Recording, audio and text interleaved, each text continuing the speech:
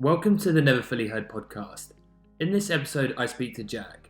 This is a really open conversation about Jack's journey with mental health, from anxiety, his time at school, losing his father at a really early age. We talk about medication, some of the stigma around mental health and being vulnerable, and what it's like to actually speak about mental health in the workplace. We cover the power of having those close relationships in which you feel able to be your authentic self, and just the real positive impact that can have on your life. Yeah, I really hope you enjoyed this conversation, and yeah, I'd love to know what you think.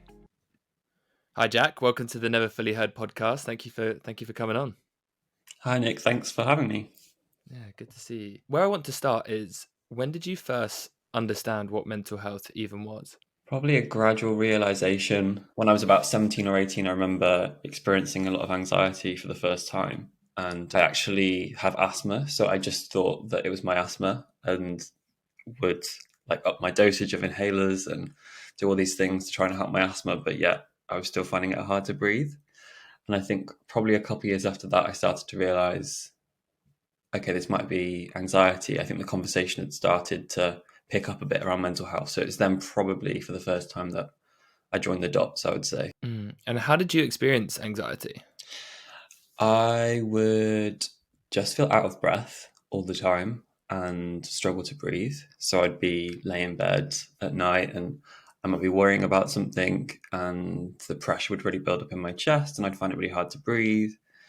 Or I'd be out and about and I'd be thinking about something, but not really, I guess, conscious of what I was thinking of. And then again, realized that I was short of breath.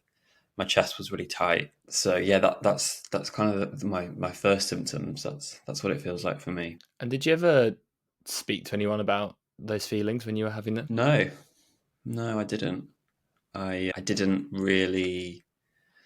I think because I didn't really realize what it was. I didn't quite have the language to describe it, and I think, like I said, it just seemed natural to me that it was just a physical symptom. So, like I said, I thought it was maybe my asthma, and I never really thought about it in a mental health way. So, no, I didn't. I didn't really talk. I didn't really write, and just kind of kept it to myself and tried to shut it out. Really. And knowing what you know now about mental health, do you think you experienced any of that in your younger years? Like looking back at when you were younger or as a child, that you experienced some of those symptoms, or was it only when you kind of first connected the dots as you were older? Probably when I was older did I start to really experience those symptoms. I think in my own reflections and my own experience, I think I realized how resilient I was as a child, and I maybe felt and thought some of these things that were quite scary, but didn't quite have the physical symptoms and was able to shrug it off a lot easier when I was at school.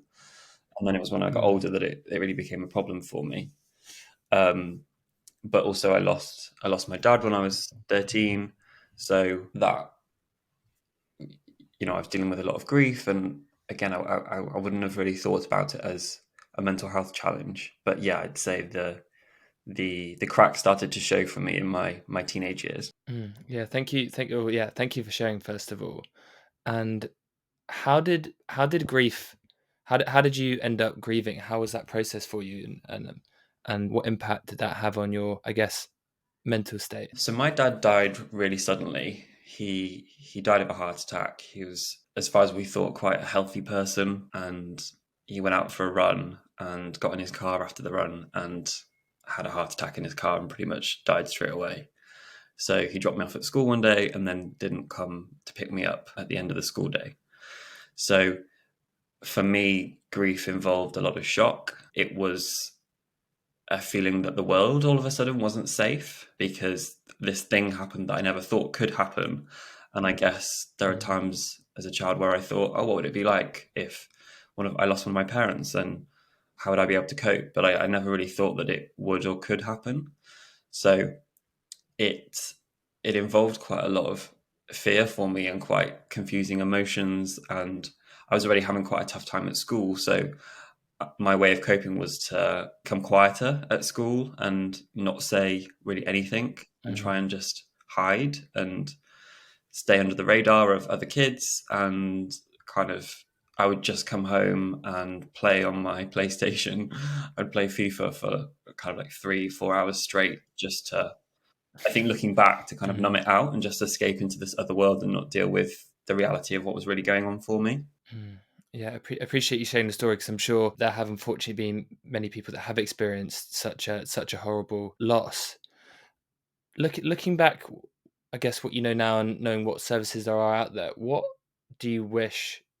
support do you wish you had, or what support did you have that really helped during that time? So I did actually start to have some form of counselling. There was a local charity that was there to support children who were going through bereavement, and I had someone come into my school and start some therapy sessions. But to be honest, I didn't really understand, and I didn't really think that I needed it. I find it quite hard to talk to this stranger ultimately about Mm, such personal things. So it was support that I had, but I wouldn't say that it really helped me, and I wasn't really ready, I think, to talk about it back then. I think I wish that I would have been more comfortable opening up and had friendships that were based on being open with one another and feeling comfortable. School was quite an uncomfortable place for me. I got picked on quite a lot, and that's why I shut down quite a bit and didn't really open up. And that then translated into me not talking about the level of the pain and all the things, all these really confusing emotions that I was experiencing. mm, So I think, to be honest, friendship that was centered around being open and being comfortable would have helped me a lot. And I think maybe if I was going through it in 2022, it might be a little bit easier with there being more resources and the internet to be able to look up things. I mean, I did have the internet, but it wasn't as accessible as it was now to read about other people's experiences. And which is why I talk out about mental health now, really, because I think these stories and people's experiences are what really help us to understand each other and understand mental health better. And was it on reflection that you realized the power of having those really open and kind of loving, supportive relationships? It took me a while to realize that friendships could involve like honest conversations, and you didn't have to keep things that you were struggling with private. I think for a long time I thought that friends were people that you played football with and went to the cinema with, but it never really crossed my mind that I could also share the things that I was worrying about or talk about the things that were really going on for me inside. So I think, like, after leaving school and going to university, starting to work and meeting different people and seeing vulnerability in others and how others freely shared information, I kind of had a moment in my head where I was like, oh, I didn't realize that you were allowed to do that. And actually, these people are very open and they seem very happy. And I know that I feel closer to them because I understand them better, and um, I've got an insight into what's going on inside. So yeah, I think it was a gradual process, but I definitely realized that it was something that I wanted to be more open Mm. and have those kind of friendships. And it took me a bit of time to then work through, I guess, the reasons why I didn't open up in the first place, and learning to trust people more and be comfortable with being vulnerable, really. Mm. And can you remember some of the things that were really important that you wanted to be vulnerable with people, whether it's at work or in your personal life, that were really important, you felt like you wanted to share with people, but you before didn't? I'd say it was probably mostly mental health stuff has really been the biggest game changer for me to be open about, to be able to say that I'm feeling anxious, or to be able to say, um, this is what it's like to have OCD and this is what's going on for me right now. That was a big moment.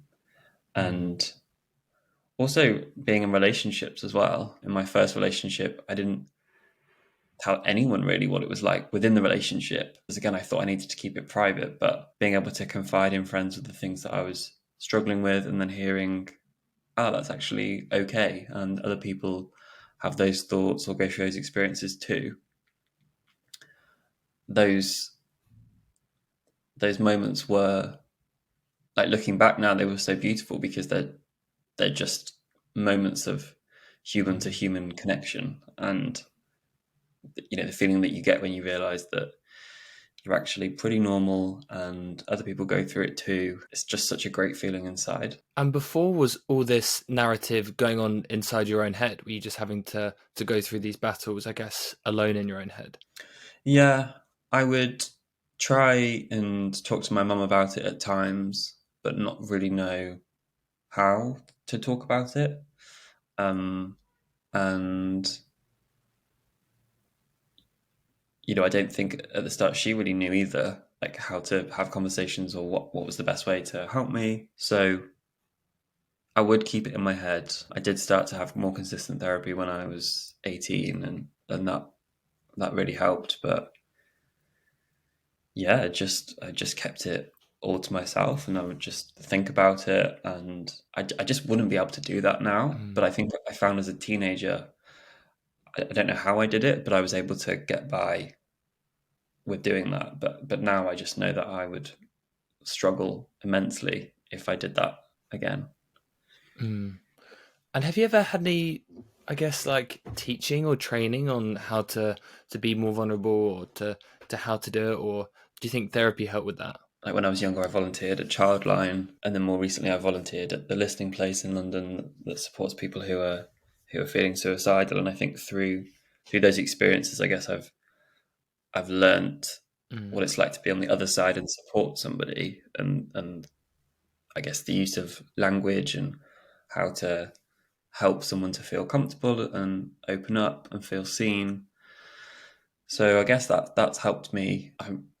I read quite a lot of Brené Brown's work on vulnerability, and Mm. that's made a big difference to me, and that kind of is what motivated me to start like posting on LinkedIn and opening up more publicly about my mental health, because I there was just this feeling in me that was just so afraid to be vulnerable and seeing it as a weakness, and it took a long time to kind of get out of that mindset and be proud of myself for being vulnerable, Mm. and kind of saying, like, no matter what people say, or no matter what how someone responds, like, I'm proud of myself for being honest and daring to be vulnerable.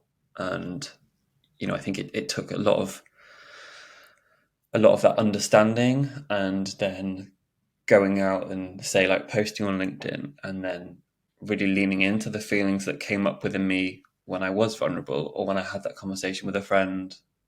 you know it's not just a case of, okay, now I understand why it's important to be vulnerable, and I'm going to go and be vulnerable, and it's just really easy and that's fine. It's kind of, I understand why I need to do it. I'm going to go and do it. I've shared that, but also there might be uncomfortable feelings that come up for me, and actually that's okay, and I can look into that, and that will give me insight. So, quite a lengthy process, I would say, of learning a lot about myself as part of it. Yeah, thank you for sharing. It's, yeah, very well said. 'Cause I think that is where it needs to go. That vulnerability is a strength. No one should feel like saying what they truly feel, or what's really going on inside their head, and what the emotions that they're really feeling. That shouldn't You shouldn't feel like that should be quietened or silenced. And 'cause otherwise, what's the point of life if you can't truly express yourself? That's where so much of the beauty in life is. And I'd recommend anyone that hasn't seen either her TED talk or read her the book I read is, I think, Daring Greatly, or Hmm. I think that's the title. But yeah, it's one of the quotes that I think inspired it was from Roosevelt. Like, it's about having the courage to be in the arena, to be the one being vulnerable, and to take, I guess, responsibility for being the person that you want to be and showing up that vulnerability, because it's going to help you and it's going to help all those around you. And it's such a strength, because it's fucking scary to kind of put your heart in your sleeve and say how you're really feeling, because there is times where someone may be a dick about it.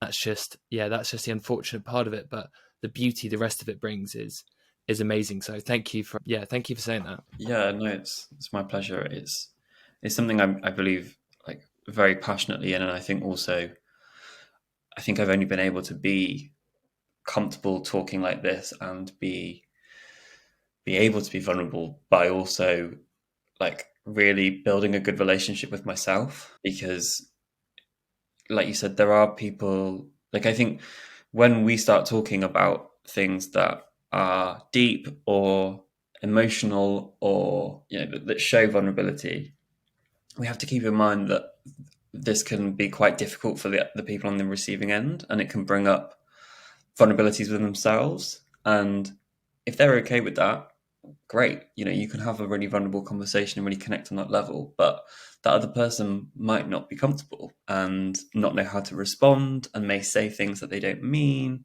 So you really have to, I guess, have that trust in yourself that you're doing the right thing, and actually you have every right to express yourself and be vulnerable and talk. And there are plenty of people out there that will listen and be absolutely brilliant. But like you said, there will also be people that might not respond too well. And I think it's keeping in mind that that's nothing to do with you, and that's that person's stuff that Yeah. they're dealing with and what it's brought up for them. But it kind of takes a good relationship with yourself, that when you come away from that and you think, oh gosh, did I do something wrong? Or, oh, they didn't respond too well. It's about going, no, actually, I didn't do anything wrong. I'm happy with what I said. I was honest. I shared what was going on for me and what that person said, or maybe how they made me feel in response. That's down to them. I don't think I've articulated that too well, but yeah, I think you get the sentiment. No, I think you did. I think it's that word intention is a really powerful one, because there are just going to be people who, I mean, just even having done this podcast and recorded, I think 20 or so episodes now, the amount of really horrible, painful, tragic circumstances that can happen in life is really large. And you just don't know what stage people are in their journeys, and whether they have been able to like afforded therapy or have gone through therapy, or some people react to things very differently. And if someone has an adverse reaction, or they have a reaction, it causes anger and they lash out or they say something, then if you've gone into it with good intentions, I think it is an acceptance, because there's lots of tough subjects in society at the moment, which there's no black or white answer, and it's very nuanced, and you've got to be willing to risk, I guess offending is the right word, but risk someone feeling uncomfortable or not knowing how to react in order to get to the root of some of these problems. So I think it's just so important to have the courage to risk getting a reaction when you're vulnerable, because the positive far outweighs the negative. So yeah. Yeah, for sure. I think uncomfortable is such an important word there, because it is uncomfortable. We tend to like to be comfortable and like to feel safe, and it can feel really scary to be vulnerable. But like you alluded to, there's so many topics and issues in society that we have to get uncomfortable in order to address. It can be very uncomfortable to talk about racism and recognize white privilege and all of these conversations that can really, people can get very defensive about. And it's uncomfortable, but we have to learn to lean into that and not run from it. And I often get asked about like mental health in the workplace, and I think there's so much use in having people talk about their experiences and having great policies and initiatives to support people. But I think one of the areas that's overlooked is when that person is going through a mental health issue, often the person they need to talk to is their line manager. And if their line manager is uncomfortable having that conversation or doesn't know how to respond, that can be a really upsetting and difficult experience. And I think it's in those conversations that we really need to focus on to make sure that people health issues, that they're able to be open about it and to be supported, and to not feel like they have to hide it, or that they should feel ashamed. So I think it's an area of mine that I'm just very, very passionate about, and it helps me as well. It helps me by being open and challenging the stigma. It kind of, I'm holding myself account as well. I can't go back on being open now, and I've since I've started posting, people have opened up to me much more about their mental health, and I know that it has such a positive impact on others. So yeah, it's just really gathered momentum since I've started speaking out about it. It's been really good to see, because I don't know if you've seen Alex George in his campaign with mental health medication, like posting photos of. Yeah, I think the more people that can be open about it, it can help more people get to, like the same with the Movember campaign, getting men to look at their prostate health. It's, if you can get more people speak about their mental health and they can address it, as you said, in the earlier stages, and get the help, whether it is therapy, and then it may even help get more preventative help, and people need to maybe be on medication for less time because they've addressed it when it's in its infancy, rather than, 'cause I remember personally when I had depression, I for I think because I had some it was because I had some sort of stigma about going on medication, and the thoughts were getting really bad, and I wish I had felt more comfortable saying, I actually I need this. I need something to take this down a notch in order for me to address it, because otherwise it was just overwhelming. And yeah, it's just such an important conversation. And yeah, just glad more people are having it. Yeah. Well, actually, I posted on LinkedIn about taking medication and inspired by Dr. Alex's campaign. And it was, the post went viral and, largely people were supportive, but there are also views out there that can be quite critical of it. So, that stigma does still exist. And I think there's a lot more work to be done on tackling it. And yeah, I'm totally behind the campaign to normalize that it's okay if you need to take medication to help you with your mental health. So I take fluoxetine and have done now for about a year, which I was really struggling with my kind of OCD and anxiety, and that was the medication that I agreed to start with my GP. And I guess another reason why I feel very passionately about kind of helping to break the stigma around mental health is, for so long I felt really reluctant to go onto medication. I'd been on medication before, but then came off it. And I don't know, the conversation that was going on in my head was, well, this is really hard. I'm feeling really anxious. I am in therapy. I know that I'm doing the right things to move forward, but actually, it's really tough, and I'm feeling very, very anxious a lot of the time. But it almost felt like, yeah, but if I start a medication, I'm gonna go backwards, or I'll feel like a failure. And it was, I regret that I waited for it to get really, really bad for me to start the medication. I wish I would have started sooner, because particularly at that time when things were really tough and I was struggling to ultimately function in my life, it really just helped me to take the anxiety down a level, and to be able to, it helped me to take a step back and to think about, or to see the thoughts and the emotions that I was experiencing more clearly, rather than just overwhelm and confusion. And so, yeah, it just helped me to take a step back and just take it down a notch to make it more manageable for me. That's my experience of it. The topic I want to finish on, because I think it's something that um, I know that a lot of people deal with this. I think it's weirdly, especially in cities, is loneliness. Have you ever felt lonely in London? I have, yeah. I mean, I felt lonely in lots of places. I went through a real period last year of feeling incredibly lonely. But yes, I have done in London as well. Yeah.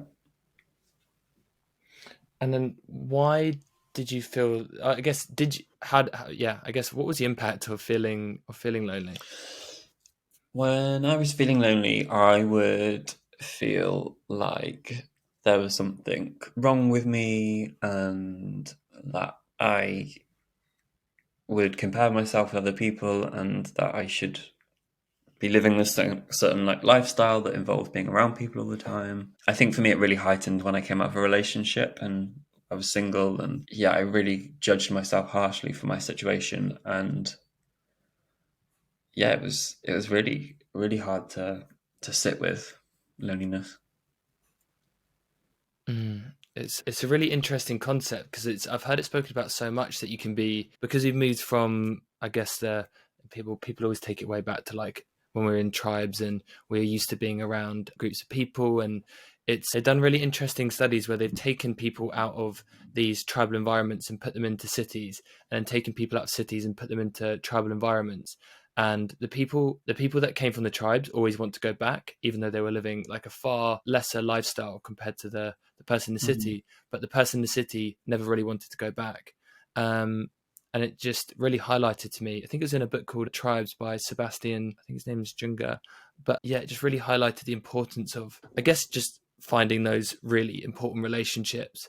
But also, I think social media has played a massive part in this, because it's so, as you said there, judgment. It's so much easier to judge yourself for the lifestyle you're living when it's plastered everywhere you go. There's someone on a night out, there's someone seeing their friends, there's someone going for another Sunday Mm.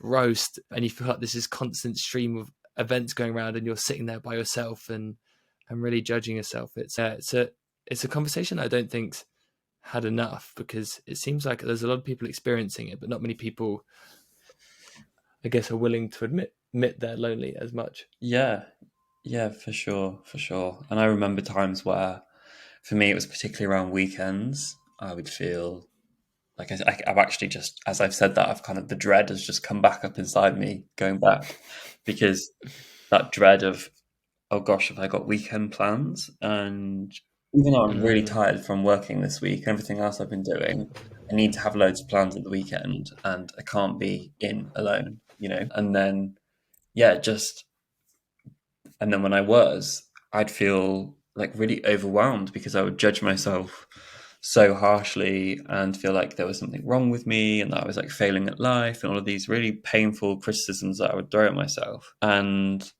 yeah, it was really horrible. And also, as someone who, like, I'm more of an introvert than an extrovert, and like I grew up mm, as an only child, so I spent a lot of time kind of by myself, and I enjoy and need to spend time by myself. So I was always also like fighting against what I needed to, because of this comparison with the fact that I should have been out all the time with big groups of friends, and had really internalized this ideal lifestyle and comparing myself, and I wasn't measuring up to it. So yeah, and it hurts when you feel like you're mm. doing that badly, in inverted commas, at life. It's an interesting one, isn't it? Because it's like it almost sounds like you were comparing yourself to a lifestyle that you, even though you didn't want to necessarily lead it, or felt like you wanted to do all these things, but you felt like you were failing against a comparison to something that didn't even exist. But it can really, yeah. I mean, yeah, it's really interesting, because I know I've experienced it myself, and I've heard so many others speak about it. But the cliche quote, "Comparison is the thief of joy," Mm. it's so true. Yeah, and I think especially with a lot of workplaces now, particularly, well, in the pandemic, and still, working from home a lot too. I found myself working from home kind of alone, and then dealing with these other things as well. And before, I think maybe some of these feelings would have been masked by being at work and surrounded by people. So, a lot has changed for a lot of us in our lifestyles, that maybe we're not around people as much before, or a lot of the interactions are virtual as opposed to in person. And, I think there's been a lot to adjust. And like you mentioned, in big cities as well, I think there is a unique challenge to that, and an assumption that everyone should be kind of getting together all the time. And actually, it can take quite a while to get on the tube and meet someone who maybe doesn't live too far away, but actually it's like an hour tube journey, and just this pressure to be at like a really fast pace all the time. There's definitely there's a lot in that, I think. Yeah, and just finishing a call and Zoom going off, and then you're just left in an empty room, all Yeah, quiet, and you're like, "What do I do now?" yeah, yeah, for sure. Um, yeah, thank you so much for coming on. I've really enjoyed this conversation. I think it's just so good to hear you speak so vulnerably and openly about it, and especially about the really tough subjects that can be quite taboo to speak about, but should never be. And no one should feel shame for having those feelings, or to be taking medication and looking after their mental health and addressing their issues head on. So yeah, just thank you for all the work that you've done and being so open. And yeah, thank you for coming on. Thanks, Nick. Thanks for inviting me on. Cheers. Thank you. Thank you for listening to this episode of the Never Fully Heard podcast. If you enjoyed it, just please share it with a friend. That's all.